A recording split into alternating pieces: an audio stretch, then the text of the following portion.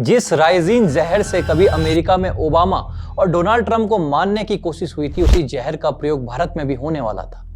क्या यह पीएम मोदी के खिलाफ कोई साजिश थी या भारत में किसी बड़े हमले की आहट?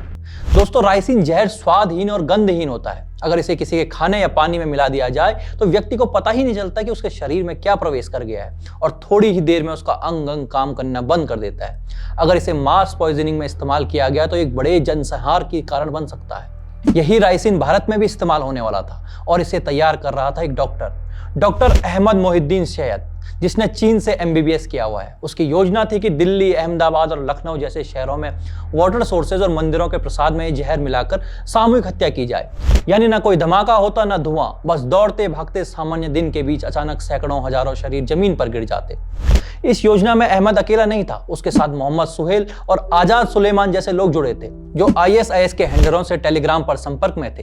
पाकिस्तान के खुफिया नेटवर्क से हथियार और कारतूस ड्रोन के जरिए भारत में गिराए जा रहे थे। इनके पास से दर्जनों हथियार और राइजिन बनाने में इस्तेमाल होने वाला तेल मिला है। अगर गुजरात एटीएस इसे न पकड़ती तो हम ये कहानी आज किसी हादसे के रूप में सुन रहे होते। लेकिन बात यहीं खत्म नहीं होती दोस्तों। कल ही फरीदाबाद में एक और साजिश का भांडाफोड़ हुआ और वो इससे भी भयानक थी। वहां से 300 किलो अमोनियम नाइट्रेट बरामद हुआ है। किससे?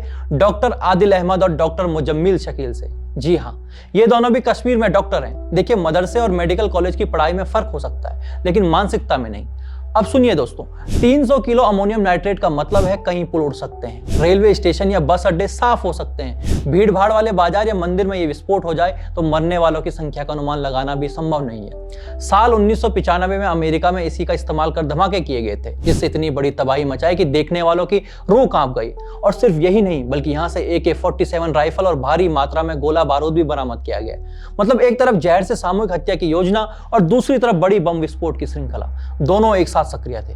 सोचिए दोस्तों, अगर ये दोनों घटनाएं सफल हो जाती तो भारत की चर्चा आज दुनिया में किस रूप में होती, कितने घरों की तस्वीरें बदल जाती। लेकिन हमने इन घटनाओं के बारे में केवल इसलिए सुना क्योंकि ये नाकाम हो गई।